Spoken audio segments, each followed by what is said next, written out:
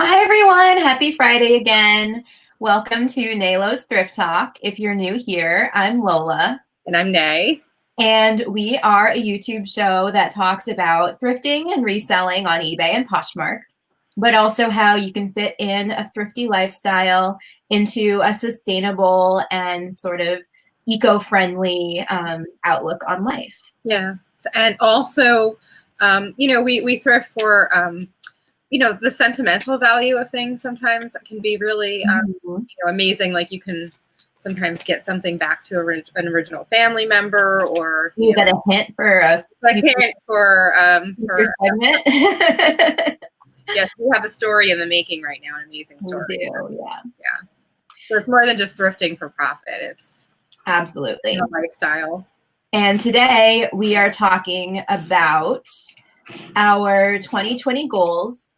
So in traditional Nalo fashion, we will be talking about our goals for our online businesses and reselling, but also some of our personal goals and how those all fit together, and hopefully give you some ideas for how to set goals for the new year. And if you're in the chat live or if you're watching the replay of this, we would love to hear from you about what your goals are. Or what you think about our goals and how they might relate and resonate with you. So let us know. We can make this a conversation. But before we do that, as always, we have a few weekly segments. Yes. So Nadine, what are you wearing?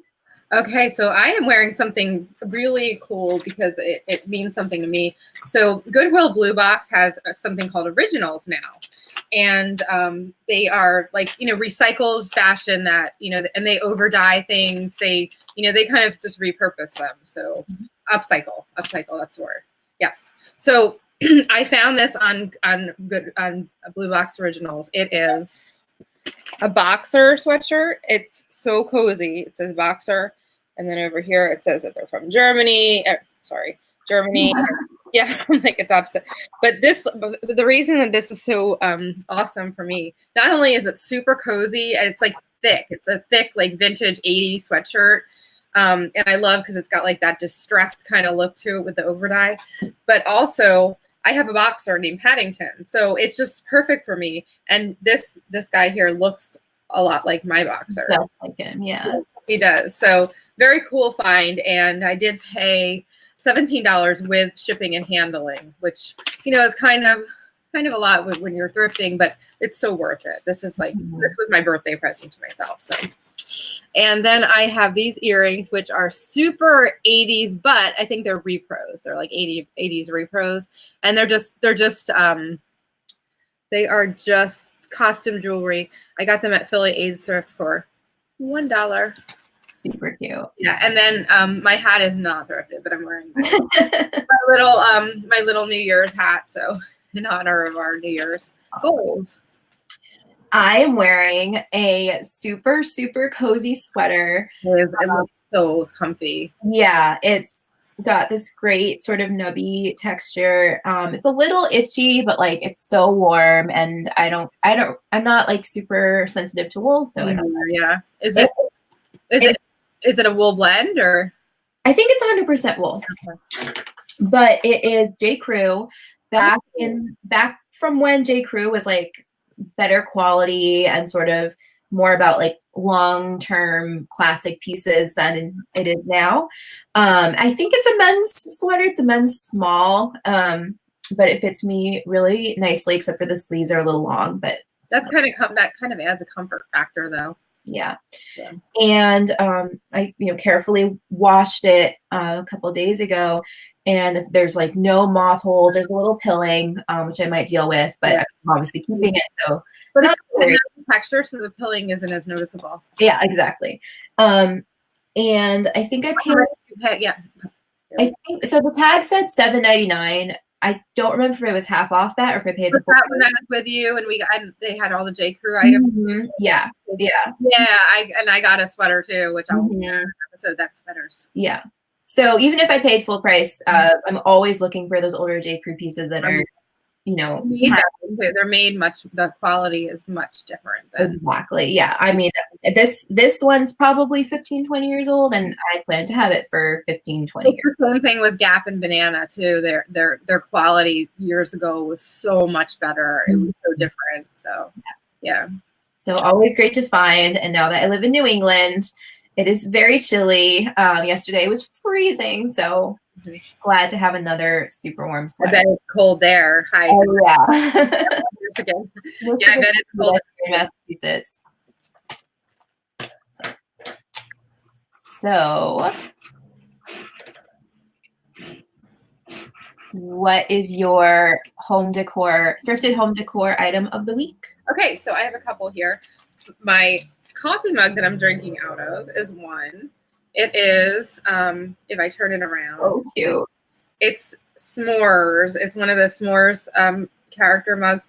So s'mores, like, I think it was like back in the early 2000s, there was like this trend of s'mores ornaments and s'mores everything. So this is kind of leftover from then, I think, but I paid $1 for it. And it is so cute. It says hit the slopes on the bottom. Let's hit the slopes. I'm sorry. And I do have it up on Poshmark for sale if anyone is interested. But in the meantime, I'm using it. And I think it would be awesome for somebody that skis, So really cool mug. I think perfect condition. $1. And then I have, this just makes me happy. I don't know. It says be happy. It's a little cross stitch. And yeah, it's a little frame cross stitch. I keep it on my nightstand actually, because I want to hang it. I want to hang it up. I just haven't hung anything in the new house yet. But it's so cute. And I actually originally bought it for resale, but I can't sell it. It's just it makes me happy. Yeah. What a nice thing to see first thing in the morning. Just a reminder. Yeah, it's happy. And then this is my mom's snowman. So I just threw him in there for very cute decor. But so I'm really, really excited about the new Little Women movie. Oh yeah. Yes, I'm hoping I can convince everyone to go see it on Christmas. But so as I mentioned, I live in Massachusetts and I grew up really, really close to the Louisa May Alcott house. And so I read and reread Little Women over and over as a kid because it just it was this amazing, it felt like stepping back in time because, where it happened was right outside my window and I could just slip into that world. And so I have my vintage copy of Little Women, nice, which I bought in high school or no, middle school. I think I've had this a long time at a consignment store near where I grew up. And then at some point I went on eBay and I found Little Men. Oh, men, really? Yeah. This one's actually even older. I think this is the first edition. But I mean, they're not in great condition. They have loose pages and stuff, but they're just my copies. So I don't care. Very nice. And I realized I don't have a copy of Joe's Boys. So I went on Etsy and found one that I think I'm going to buy so that I have all of them. And they live in my living room on my bookshelf where I have my collection of vintage books. So they're sort of, I do read them sometimes very carefully, but they're mostly decor. I love how vintage books can be home decor. I have some on my coffee table that, and I kind of I looked for, I actually thrifted a mustard yellow one because it matched the pillows and the couch and stuff like that, so you can kind of coordinate them. Yeah. Yeah, I'm so excited that it's getting good reviews. The movie's getting good reviews because I'm always nervous that when something comes out that I love, that it's going to flop and I'm going to be sad. But I think I'm going to like this version even better than the one that came out in the 90s. And fun fact, my dad in his retirement has started doing extra and bit parts in movies around Boston. And so he was hilarious. Yeah, so he almost was in the movie, but then he ended up having travel. And I'm kind of sad that he won't be in it. That's so funny. Okay. I think we can move on to our main segment today. Yes. Goals for the new year. So we both went through and put together a list of our goals in 3 different sort of areas. Our personal life, for our eBay or our YouTube channel, and then for our eBay, Poshmark, etc., reselling businesses. And we're going to talk about a few of them in depth and kind of walk through how we set them and the tools we use to set them. And then we'll go more quickly through the rest of them. So we each have like, I think we ended up with 10, but we may have like whittled it down a little bit for time. Yeah. I had originally, I had like a bunch of them. It was, so yeah. So it was actually a good process because we were able to actually kind of hone in on what the most important things were, and then kind of just analyze our goals a little bit. So I think we both started just with like a mind dump, like brainstorm of everything that we could think of that we wanted to work on. And I know I had like 2 pages in my little notebook where I write, you know, all my like notes to self. And I really had to go through it and say, okay, realistically, I don't know if I can count that. Like if I have time, maybe I'll work on it, but like I can't commit to that. And so like went in the scrap heap for now. Yes. And like there were things that I said, we'll see, as we go through them, but there were things that I said to Lola, I was like, that's just unrealistic for me. I know I won't do it. So, you know. Yeah. I think it's so important. Like you said, you know yourself, and it is important to know yourself. And there's such a fine line between like knowing that you're setting yourself up for failure because you're trying to just like make yourself be a different person, and pushing yourself to improve. Absolutely. And that's such a hard kind of, you know, happy medium to balance. But this is a great time of year to reflect on that and say, okay, I know I'm not going to become the 100% most organized person in the world because I'm that's not right. But I can implement a better inventory system. Exactly. So one thing about the internet I have found, and I feel almost a little bad like contributing to it, is that there's just so much self-help advice out there.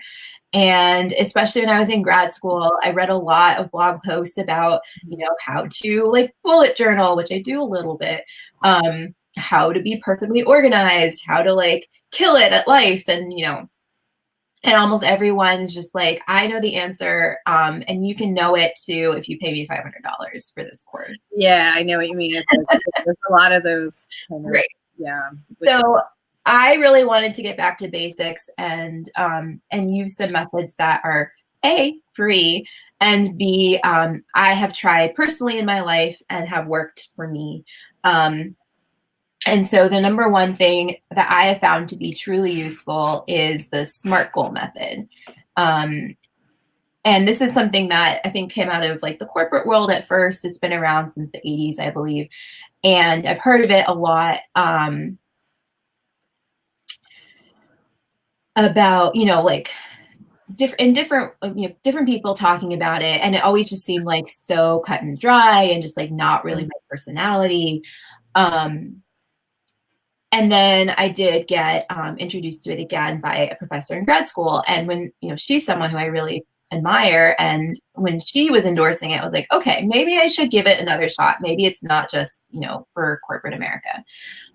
So the SMART goal acronym stands for S, specific, that your goal is very specifically articulated and not just vague. So my example is like, if your goal at the outset is, I'm going to lose weight in 2020, you can make that instead, I'm going to lose X amount of pounds. And that breaks down over 12 months into X pounds per month. Right. Or if you want to do it in 6 months, you know, like so not only do you have a specific goal, but you're able to say, and this is how I'm going to keep on track. Yeah. And how you're going to implement it. Yeah. Right. And then the next specific part would be like, and I'm going to do that by going to the gym 3 times a week, you know, something that's specific, but also not so ambitious that you're never going to actually achieve it. And this is my hypothetical example. Don't take this as something you should do or anything, but just off the top of my head, you know, going to the gym 3 times a week and measuring my meal portion sizes. And so those are, you know, 2 very specific ways you can do things. So measurable, for this example, is, you know, exactly how many pounds, and also measurable in terms of, you know, you're on track because you're going to the gym 3 times a week, you know? Yeah. attainable because you're not saying I'm going to wake up on January 1st and start lifting weights and running marathons. Like, yeah, you have to keep it real. Exactly. And also tailored for yourself and your personality. You have to know yourself and what you're really gonna. Are you really gonna, are you really gonna go and join, like a core fitness program and lose 20 pounds in 2 weeks or something? No, that's not. Yeah. Relevant in terms of how it fits into the bigger picture of your life. So maybe this is about not just like, oh, I want to like fit into a smaller size. It's I want to have more energy and I want to like live more robust life and I really want to start hiking, but I know I'm not in shape to do that right now. So it's like connects to other things that are important to you.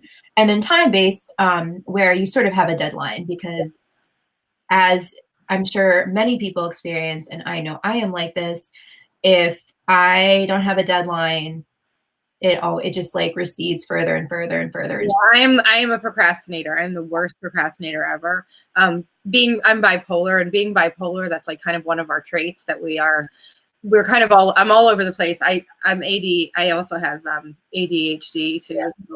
So, yeah. So it's very hard for me to focus on one thing. So this is great because it sets, like kind of keeps me in line, like sets a deadline, so it's great for someone with my brain. Mm-hmm. Yeah. Elizabeth has a great comment. I just want to circle back to, I got hit by a semi 12 years ago. That must have been such horrible. Yeah. A life. I mean, thank God she's alive. Yeah. You thought about making a t-shirt that says I'm not Beth, I'm Joe. I love that. I bet you could totally do that on like Amazon merch or something really easy. Oh, absolutely. That's awesome. And it's funny you mentioned this because I want to try and reread the book before I see the movie, which means I have like less than a week to do it. But since I got sick over, what's it been now? Like a little over a year ago. Mm-hmm. I've been wondering if I would reread it, and like I always identified as like Joe, which I think most girls who read and reread Little Women do. But like I was bookish and I was, an inspiring writer, and I never quite felt like I fit in, and I had no intention of like growing up and having a ton of kids and getting married, and like all those things didn't really like appeal to me. But now I wonder if I would reread it and like feel very differently about Beth. And I'm really curious how I'll see her side of the story now that I have experienced like extended illness. But definitely, yeah, reread it. I would like to reread it. I haven't read it since I was probably a teenager, so I think it's time for me to reread it too. I definitely read it since I've been like a young adult, not recently, but since I wasn't a teenager anymore, and it totally holds up. Yeah, I'm sure it's different perspective. Yeah. So we are going to each go through 3 goals, although I put one of our goals about our YouTube channel as like both of us, because obviously we're doing that together, and kind of walk through how we use the SMART acronym to help define that goal. And then we will go through the rest of our goals a little bit less in depth. But okay, so you want to start? Yes, absolutely. So my first one, I want to get up to and maintain. Now, I was going to say 1,000, but I thought about it and I thought, you know what, that's probably not as realistic for me because I'm selling on multiple platforms. So I'd like to get 800 items, get up and maintain 800 items on both eBay and Poshmark. I'm almost there. I'm at like 650 on Poshmark. And right now my eBay is like, 400 or something. So I have a ways to go, but I also want to get 50 items listed on a brand new platform. I'm not sure yet if I'm going to start Etsy store, but I think for now I'm going to start selling on Mercari and try to get 50 listings on Mercari. So, so that's my goal right now. And that is my deadline for this is 1 year. So, so 800 total, 800 on each platform, not 800 total. Correct. Are you cross-listing or is this 800? Yeah, and this this does encompass cross-posted items too. I mean, I'm not saying like individual, but some of these will be cross-posted. But I think because I was up to 1,000 on eBay at one time, and it does directly increases your profits, your visit. I think it in search, I think it bumps you up. I think, and when you're constant listing and you're up there, I was selling, every day I had sales, every single day I had at least 5 sales or so, possibly, and hopefully more than that. But if I'm doing it on both platforms, I think that's. Are you going to try and like break down the number of listings you need to achieve by the end of the year into monthly? Yes, absolutely. So I would like to get to 700 listings. I'm at like 620 or something. I would like to get to 700 listings on Poshmark by February. So Poshmark, I'll get there much sooner than eBay. eBay, I would like to get back up to 500 listings by, I would say, the end of March. So that sounds attainable. Yes. Yeah. I'm keeping it realistic. I'm not, like I said, originally my number was 1,000, but I backed it down to 800 because I think that's more realistic. And the relevance, I think you sort of touched on in terms of how having more listings in your store, you've seen in the past directly correlates with how many sales. It does. I think it bumps you, the algorithm. I think it bumps you up in the algorithm. I think it, and it definitely has a direct impact on getting consistent sales daily. Yeah. Mm-hmm. That's awesome. So I think I've covered all of the smart items. I just want to say hi to Tim. Tim is in the chat. Hey, Tim. Hi, Tim. Okay, so my first goal, eBay related or reselling related, is to research new niches that better fit my life right now and my abilities. Because I can't source as much in thrift stores as I would like to, which is a bummer because it's my favorite part of the process. Like, yes, people. And also, I think I want to focus on fewer items that are higher dollar items because I don't have the energy to list as much. So I really cannot have a business model that's based on volume. Excuse me. Yeah. And so I think one of my best opportunities is to find a niche that has a high barrier to entry. So something where like you really need to know your stuff. It's intimidating to people who don't. There's fewer sellers, but I do have time to do that research and to learn. And I can sit in bed and read blog posts and read books and stuff to figure out what I need to learn, watch YouTube videos, and put that time into it. So a couple of things that I'm considering are specific types of jewelry, repairing gaming consoles. That sounds very intimidating to me. Yeah, I think I'd be good at it. I'm very like mechanically. Yeah. I definitely need to learn how to like diagnose problems and how to fix them, and I probably need to buy some tools. But there's a lot of broken consoles that you can get very cheap, and I could buy them online. I could buy them in bulk. And then fix them and then sell each one either locally or online for quite a bit. That's like super. It sounds super intimidating, and I think that you'll have a little niche there that is And the great part of that too is that like I'm not super into gaming. I might keep one or two for myself, but I'm not gonna be tempted to keep all of my inventory. Yeah. Because the other thing that's along those lines is repairing film cameras, which you'd be great with that. Yeah, because for a long time they weren't worth that much money. They are going up in value. So Bolo, actually, if you find film cameras, this is the time to sell them.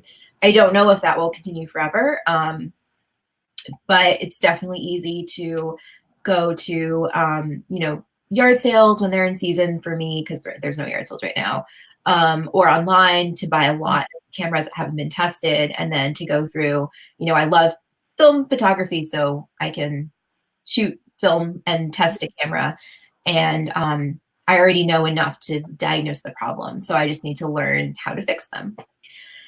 But then I would keep all the cameras. So that's my only problem. So I think I'm just wondering how. Now you said jewelry, gaming consoles, MTG cards. What is an MTG card? Oh, Magic the Gathering cards is another one. Say that's some of them are worth a lot of money. I don't know anything about it. I just know that some of them are worth a lot of money, and that I have the resources to start learning. Like I have actually my uncle's like a comic book store, so I know a few people who are really into them. So I have people I can ask for expertise if I need it, and so are you going to dive into one at a time, and then how are you going to like what's your time base to start? Yeah, so my plan is I'm going to start putting together sort of like a timeline for myself, and maybe like do like a 2-month phase for each one. So like 1 month in which I'm researching, and then start to make a little bit of investment, maybe buying a few items, and then listing them, and then giving myself like a month to see how they sell. And after that, 2-month period, sort of, reevaluate, like, did I enjoy selling this item? Did it work the way I thought it was going to? Did I make good purchases, or did I make some goofs? Is it just not as lucrative as I was hoping, or do I just need to learn more? And then sort of try out a few different things, and by the end of the year, have chosen one and be like sort of going full steam ahead with that niche. Or maybe 2 niches, because I think it is good to diversify, but I'll see. I think it'll be a big learning process. Definitely. Yeah. So, okay. So my next one is. Oh, it's our shared one, but you should do it. Oh, right. Okay. Oh, can you pull it? I think maybe it better be pull up on the big screen so that everybody can, or do you want to leave the smart up? Oh, no, we can go. Yeah, that's what I was thinking. Because everybody saw the smart graphic now. So that's, okay. So we want to grow our YouTube channel to 4,000 subscribers. So that's a level that we can start to monetize a little bit and get some ads. So you can't advertise unless you get. So everyone that's watching, please subscribe. I know a lot of people watch and they don't subscribe, but the subscribe is so valuable to us. So please subscribe to our channel. And then we want to finding future viewers where they are. So by that I mean, like, you're talking, one of your goals was to create and maintain a Facebook page. So like reaching out on different social media platforms and connecting with people in order to bring viewers to our channel. Right, that makes sense. And like, so Instagram also, I know there's a lot of resellers who are super active on Instagram, which I have avoided to some extent because I think it's so easy for it to get like unhealthy and stressful. But I really, really want to get active in the Instagram. Well, I have been, I post our channel information, our shows and all on Instagram. But I want to start doing some tips and some NALO Thrift Talk tips on Instagram and things like that. And also, I would like to, we definitely want to create and maintain a Facebook page for NALO Thrift Talk. Eventually, maybe a group, but right now, just a page and maintain that. So so we're definitely growing. We want to do our mailing list, like things like that. But I think realistically 4,000 subscribers by this time next year. Yeah.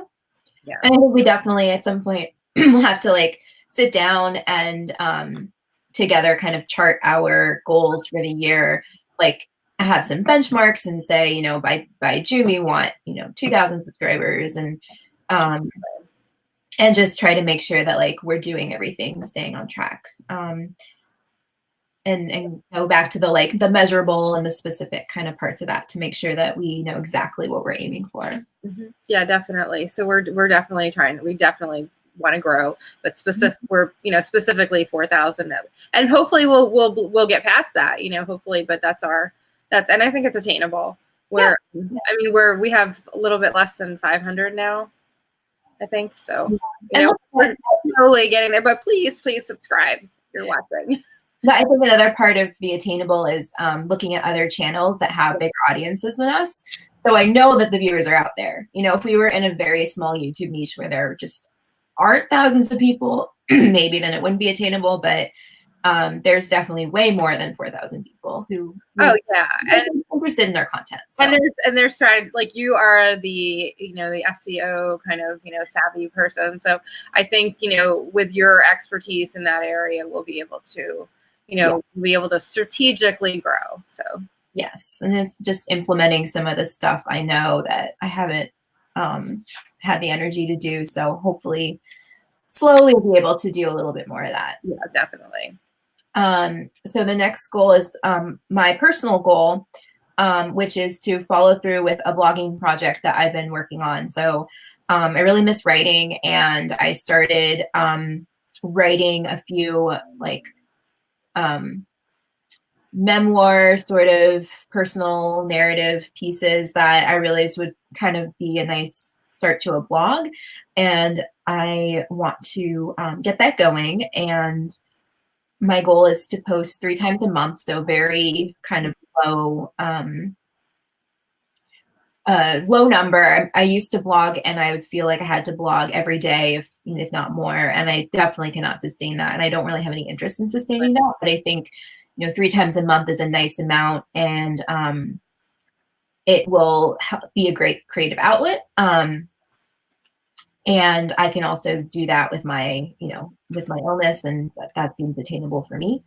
In terms of it being measurable, at one point I probably would have said, oh, I want to have, 1,000 readers every day. And I'm not worried about that as much anymore. So for me, measurable is just being able to say to myself, like, yes, I did this. I wrote this many posts a month, and I'm, having that creative outlet as a part of my routine. And that makes sense. Yeah, it sounds realistic. So mm-hmm. Yeah, so that's I think that's great, and that's very attainable. And yeah, so good goal. Mm-hmm. So my personal goal is I want to lose, and I'm not going to disclose the exact amount, but I have an exact amount of pounds that I want to lose. And I want to do this. I'm by following Weight Watchers, which I'm in, and I need to track. I need to consistently track my food because I'm not doing that.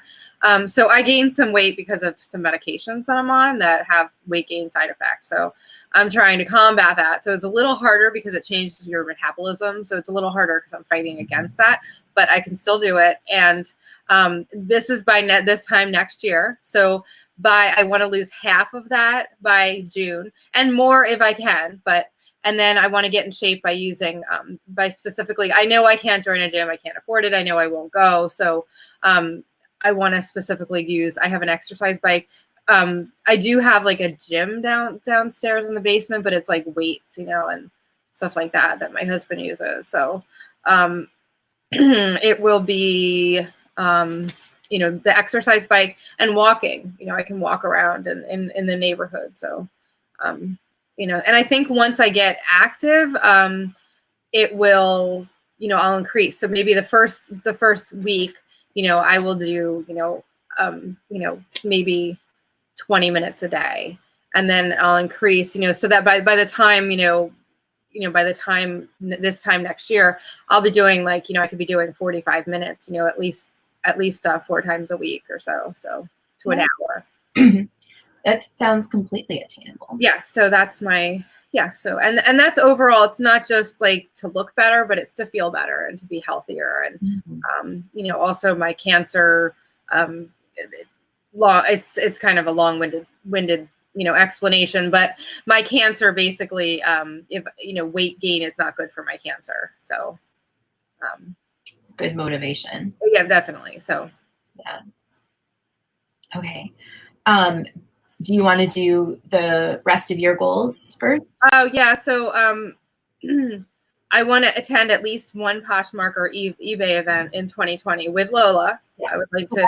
Another goal. Yeah. So either there's a couple that I love eBay Open. I was there, but it's so big and it's kind of expensive, and I don't know if that's going to be realistic for 2020. But I would love to if possible. But I think if we save up for Poshmark, we'd have to find out X amount of dollars that we need to save up, And like we could share a room and save on the hotel and stuff like that. But I would love to do either Posh Fest, or the other one that's amazing is, and Rich and Nyla are often in the chat, they do an amazing event in Chicago in October called Ecom Chicago, and it's eBay based, but it's just such a wonderful learning experience, and it's a lot smaller. It's like a nicer, smaller group to network with, and it's just so much fun. So that's another thing I would love to attend this October. I did attend it a few years ago, and it was just the best event ever. So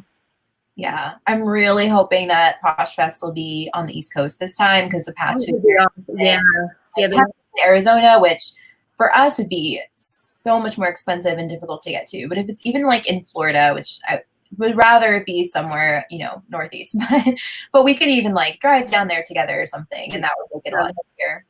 Yeah, so I think that's realistic, but we just have to figure out together what we'd need to save, what we'd need to do.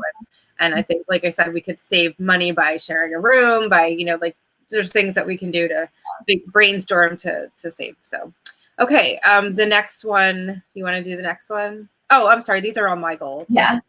Sorry, my brain. Go back and forth, but I thought it might be easier for you to do yours. Okay, so it's to start to put in a definitive 8 hours per day listing and shipping. Like for right now, I'm kind of all over the place. Like some days I'll put in like an hour, some days I'll put in 9 hours, some days, but it's so inconsistent, and I'm not achieving my, this also goes back to my 800 listings per platform goal. I'm not going to do that unless I do treat it as, this is my work day, and my hours will have to be flexible. Sometimes I'll be working at 11 o'clock at night when the kids are in bed, but if I put in a solid 8 hours every day, I know that I can achieve my goal. And, and that also ties into attending an event too, so that is, so that's another one. And then I want to start to dedicate just one day, which will vary bi-weekly, to thrift until I get 50% of my unlisted inventory listed. That's going to be so hard. I know. And that's going to be like a self-control thing, but I have to stop. I cannot keep buying inventory because I have so much to list. But so I think if I allow myself to thrift still, but if I cut it down to, just one day bi-weekly, and I'm very picky when I do, I think that would be better. And I'm sure there'll be times when I see Lola and I end up, that I don't follow through with that. But for the most part, I would like to try to stick to that until I get at least 50% of my unlisted inventory listed. And then the other one is to organize my inventory by grouping items together and putting into labeled Rubbermaid bins. Now, I am not a person that can do some spreadsheet and, have, my things alphabetized, or, even a list of every item that's on, or bag them, and put, that's not me. That's not going to happen. And I know that realistically. So I can't be that organized. It's just not my character. So I would have to get items like shoes, women's shoes, the shoes, and a men's shirt, just that, and then just label men's shirts on the bin. And that way I will be able to find, and I'm good at knowing where things are in my head, even if it's not very, very organized. It's just so I think if I do that, and it's going to entail getting a lot of bins and a lot of time and work, but I think I can do that. By this time next year, I'd like to have all of my inventory organized like that. So right now it's not, some of it's in bags, some of it's in bins, some of it's, I have some of it in Philadelphia still, so it's all over the place. So yeah, that sounds like a doable, that sounds like a version of organization that you can. Exactly. I had to tailor it for what's realistic for me. I do have one other thing that I'd like to do is, and this is a personal goal that I didn't list. I think it would be good, for my mental health and for, just something else to be able to, an outlet, a creative outlet. I would like to get back to my fine arts roots, and I would like to get some canvases and just start painting, some pastel drawing, stuff like that. So I want to get back to my fine art roots and do some of that. So by this time next year, You know, I hope to have, you know, some paintings and, you know, things like that. But That's awesome. yeah, so that's another personal one. Okay.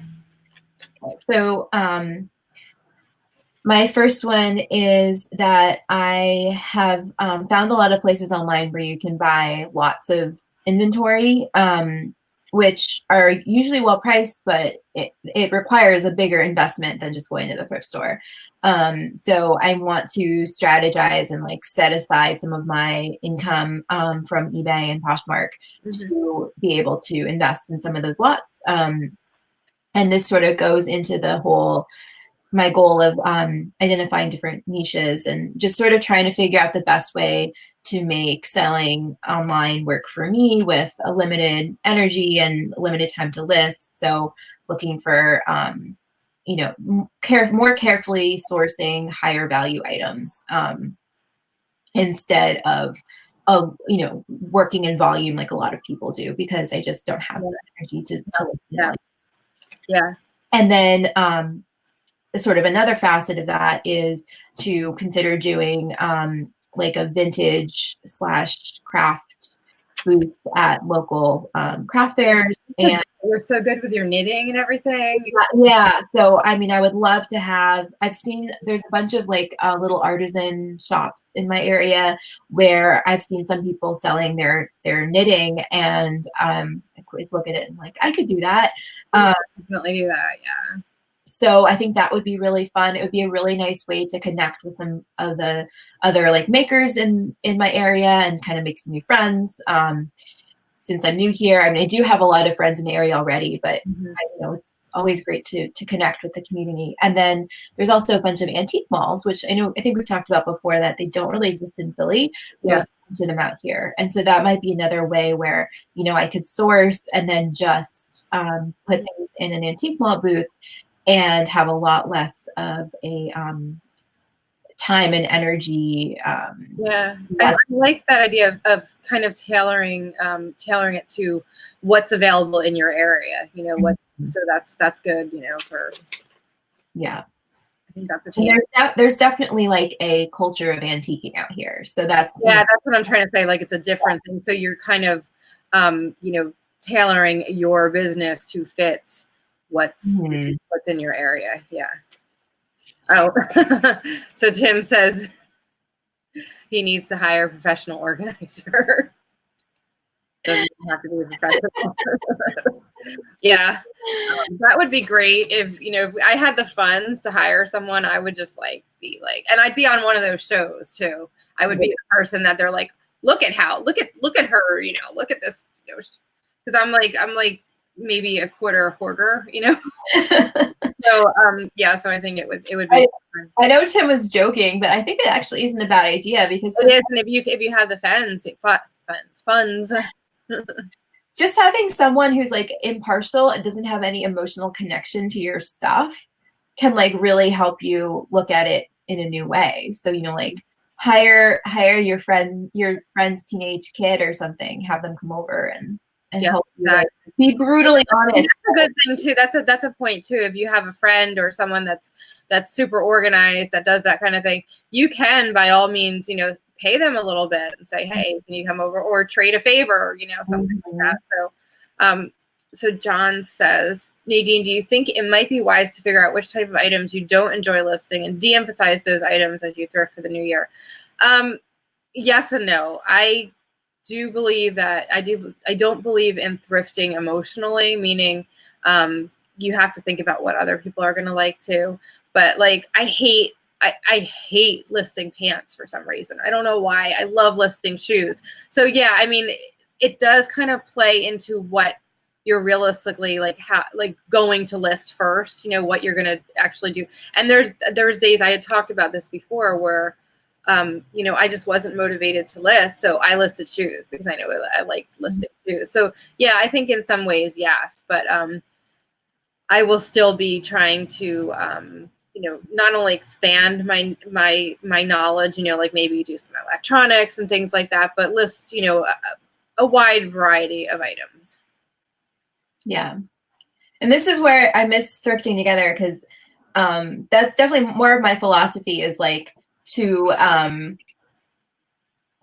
to buy and invest in things that I personally love. And so I love the whole process. I love listing it. I love selling it. I love sending it to its new owner.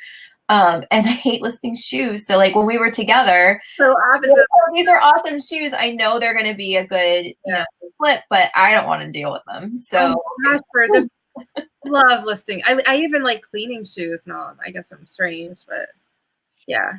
There's nothing like bringing life into, life back into a pair of shoes. I'm like that with clothing, but not so much with shoes. Oh, love my shoes. So funny. Okay. Okay.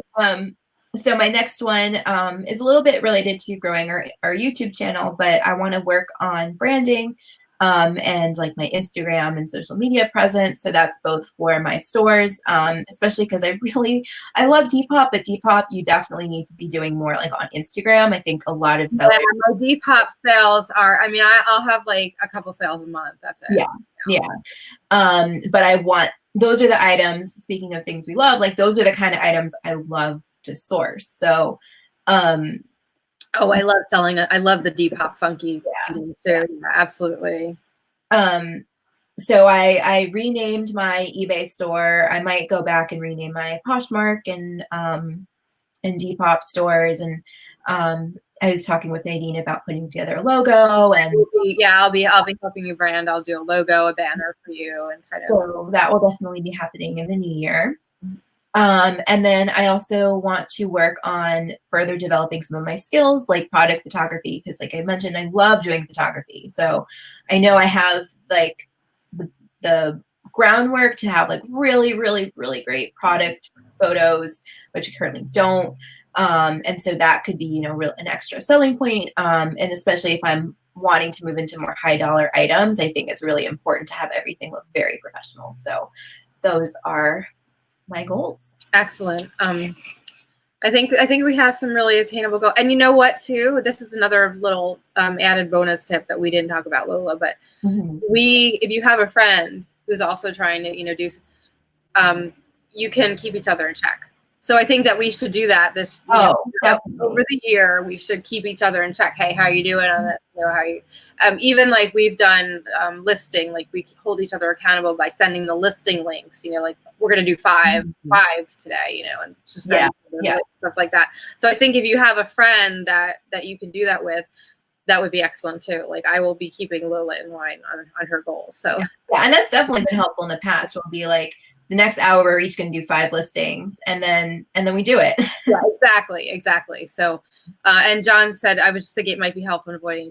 Yes, absolutely. I agree. Like I will be buying I'm picky, but if I see something that's, really going to flip well, and it's not, something that I enjoy listing, I will get it. But yeah, that is a great point. So yeah, totally true. Okay. So yeah, if you guys have, any of your own goals, if you are trying to figure out the like SMART method with your goals and maybe want to like have someone help you walk you through them, feel free to comment, and we'll try and get to everybody and give you some feedback if that would be helpful. And it is now time for our breaking thrifting news. This is actually not breaking news, but it was really interesting to me, and I came across it a little late, so I thought it was worth talking about. But apparently, recently, Value Village got a little bit in trouble for making it seem like they're a charity when they are a for-profit thrift store. Okay. And I just thought this was really interesting. So this article, which I will add to the description of this video after we're finished, goes in a little bit into sort of like their methods and how it almost makes it sound like, and correct me if I'm wrong, because this is what I understood from the article, that their donation centers, when you donate, you're actually donating to a charity at the donation site on site at the store. And then the charity sells the items for a low amount per item to Savers or Value Village.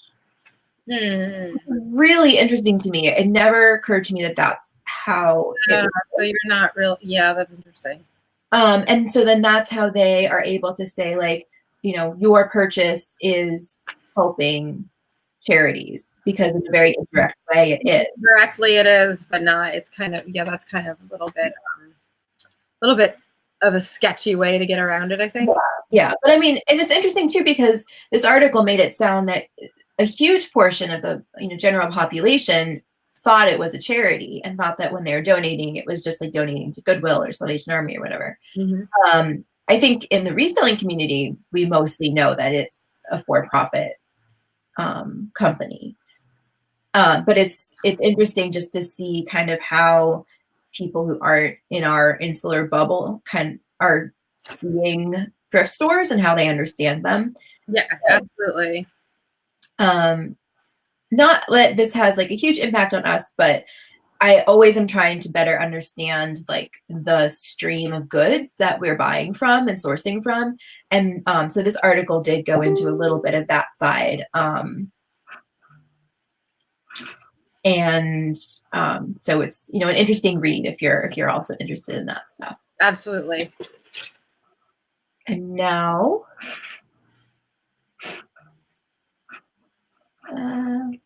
too many tabs open.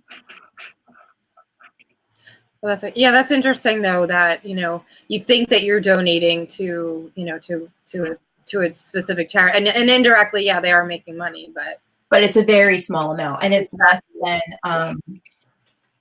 than if you donated to a thrift store that is a charity in itself.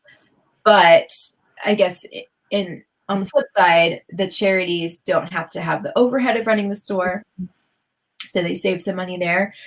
And in the end, I'm mostly concerned with the,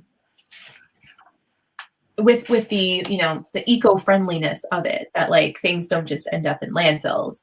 Yeah, that's true. But and I think I know I've seen good and valid critiques of most of the charities that run thrift stores. So like, unless it's, you know, a small local thrift store that gives directly back to the community, you know, and doesn't have a CEO who's being paid or hundreds of thousands of dollars every year, like there's always going to be some sort of, you know. Oh, absolutely. And even like when I was talking about the breast, and this is getting off topic a little bit, but on our breast cancer show, how some of the breast cancer charity you think that you're giving to, and they still like will do kind of nefarious things within their corporate structure, you know. It's like, you know, but it's just kind of the way it is. But and it's pretty much impossible to be a perfect consumer, but it's always nice to just at least be aware and yes, educate yourself. Yeah, to where you're giving your money, donating to. Yeah, like I won't ever donate. You know, like those clothing bins where you can just donate. Like I never donate to them, because a lot of them are just, they're not going to charities. They're, you know, directly just profiting, and I don't. So I'd rather donate my clothes to thrift. Those are apparently also very wasteful, because people will break into them looking for, you know, stuff that's valuable. Oh, I saw that all the time in Philly. Yeah. And then all the stuff is just like completely ruined. And, yeah. Okay. Market report time. Okay. I think Nadine was afraid I was going to forget. Yeah, we wasn't on the outline. I'm sorry. I didn't mean to like, because I was messaging you about. Yeah. Okay. So I sold this. Now this was a dud, actually. So this Stitch Fix app was an absolutely creative open front cardigan, new with tags, Stitch Fix tags. Wow. And I really thought when I bought it, and I think I paid $4.99 for it in the first place, I really thought that it was gonna do well, because it was cute. You know, it was perfect for, you know, it's in season, it's you know, in style. But I absolutely could not sell it, and I kept you know, making offers to likers, and no one was taking. And finally, I got it. She offered me $8, and I was like, you know what? I countered at 10, and she took it. I was just glad to get rid of it at that point, because it wasn't moving. So it was a nice sweater, but yeah, I used to pick up Stitch Fix all the time, and I've sort of stopped. I feel like it doesn't have the same I think that's what it is. As it used to. I think it's just, and I had bought this quite a while ago too, And I probably should have listed it sooner than I did. You know, maybe if I had listed it back when I bought it, it would have, you know, gone faster. But I was just happy. I was like, $10, you can have it, you know. Yeah. And the good thing was that she did pay full shipping on that at least. So I made like, you know, they take $3. So I made like $7 on it. So in reality, if I paid $4.99, I made $2. But whatever. It's Better than losing money. Better than just donating it back. Yes. Oh, we have Ginny in the chat. Hi, Ginny. And then this was a good one. Yes. So this was a genuine, authentic Celine bag, and I had shown this, I think, on one of our previous shows. So I did get this at the bins. However, it was they have like a boutique section, and it was in the case, and I saw it, and I had her put it aside, and then I had Lola come over. And Lola is usually the person that doesn't like to take gambles, and she'll usually be like, "No, it was." So I'll like make a face, and you'll make the Lola look of disapproval, I call it. So, but this Lola saw this, and I mean, I saw this, and I showed it to Lola, and Lola was like, "Get it." And I looked, I knew you could just tell it was authentic. Like it was just, it's amazing quality. So I did buy it for $50. Which is a lot for the bins, but I knew that this was the real deal. So I was really hoping to get, you know, closer to 300 for it. I had originally put it up for like 500. It is $1,000 bag. It's, you know, it's up there, but unfortunately this one style, these baguettes just they don't sell for as much as the other bags. I think the most I saw one sell for was like 300. So it was a decent price. I was hoping to get a little more, but not to be greedy. I still did really well on it. Yeah. So I took the $200 offer, and Posh takes 20%. So I made, that was 100. I'll get $160, but I paid 50. So my total profit is $110, which is still a pretty good profit. Yeah. So this was under the threshold to go through the Posh authentication, right? It was, but it sold for less, so it did not.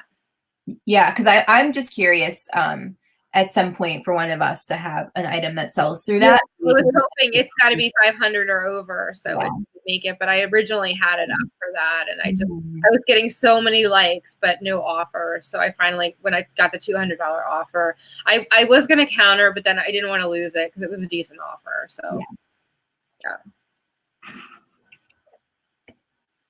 Okay, so this sold it. Yeah, but it's a dud because I paid $50 for it. So I really wanted to try some of the H&M collabs because we've talked a lot about the Target ones and how they can do really well. And I happened to be at H&M the day that this collaboration was first in stores. I remember, yeah. It was like later in the day, so all of the really in-demand items were already gone. And I bought two things. The other one, I don't know what I'm going to do with because it's a phone case, and now the phone case is like, it's a little dated, so it will probably be really hard to sell. This one I was hoping to at least like make my money back, but I got an offer for 45, I think, and then I countered at 50 because I was just like, you know what, if I can sell it for your you know what you invested in it. Yeah. So I lost. Well, yeah, because they take 20%. So but it was an experiment. So you made 40 on it. I know I will not do this again. If I do buy anything from the H&M collabs, I would research carefully beforehand. Try to figure out the ones that look like they're really popular on blogs, that like are the items that people are going to be trying to snap up first. And if I can get one, I'll flip it. And if I can't, then I won't buy anything. So that is the key to collabs, even with the Target collabs. You know, but the Target collabs, does collabs. You know, like there's does collab. You know, there are certain items that are like the hot items, you know, to get, and you have to be in the know of what those items are. There was a in the Missoni collection for Target, there was it's a open long cardigan. Mhm. And it sold out instantly. Never were there any returned or anything. And it went for, like over $100 easily on, and wasn't able to get my hands on one, but Yeah. But at least for the Target ones, it seems like even the less in demand items eventually do sell. oh yeah, I'm selling all of them consistently. Everything that I got, I'm selling everything. So These items just sat and sat. I know. So I thought that would sell quicker too, because I remember when you bought it. cute. It is Yeah. so cute. It's adorable. Oh well.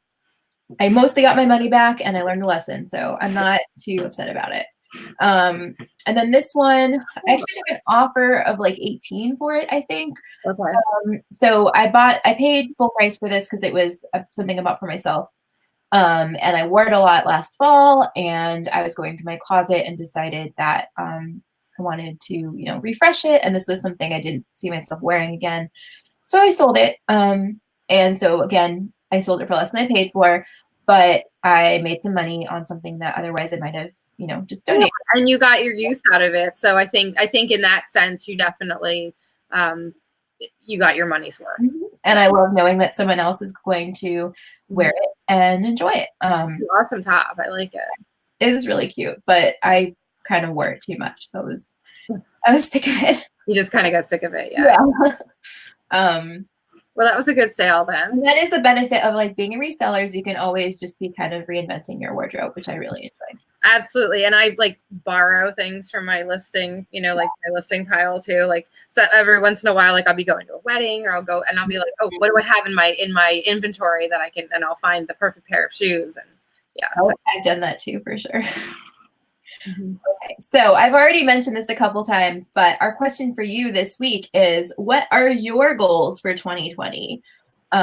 We'd love to see them in the comments. And again, if you're trying to figure out how to make them a little bit more specific or how to make them measurable, and you want some feedback. Attainable too, yeah. Attainable, yep. So we'd love to give you feedback. And also, if you are a super goal setter and can help another viewer out with some feedback yourself, maybe that'd be great to have that going in the comments. So leave a comment below and like our video if this was helpful for you, and we hope you'll subscribe and watch us again in the future.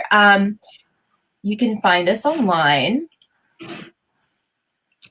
on Poshmark, eBay, Depop, Instagram, and you can always email us at nailothrifts@gmail.com.